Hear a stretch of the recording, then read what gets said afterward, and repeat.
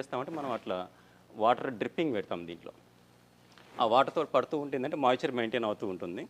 దాని తర్వాత ఫస్ట్ 15 రోజుల తర్వాత మనం ఒక బ్యాచ్ ఇక్కడ తీసుకుంటే ఇక్కడ చూపిస్తున్నా. ఇక్కడ మనకి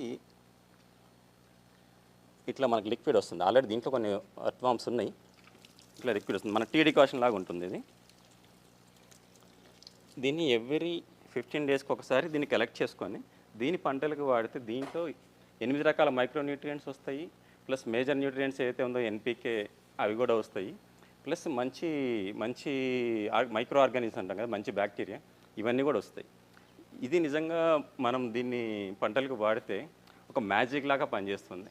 అందుకని చెప్పి మీరు ఇక్కడ చూసుకుంటే మన వర్మీ వాష్ అనే టబ్ని అరేంజ్ చేసుకున్నాము. యాక్చువల్లీ మీరు ఇక్కడ చూసుకోండి, ఇదంతా కూడా మన ఆర్గానిక్ ఫార్మింగ్ కావాల్సిన ఇన్పుట్స్ అని మనం ఇక్కడే తయారు చేసుకుంటాము. అక్కడ చూస్తేనేమో అది పంచగవ్య, ఇది వర్మీ వాష్. ఇక్కడ చూస్తే పెద్ద ట్యాంక్ ఒకటి ఉంది కదా.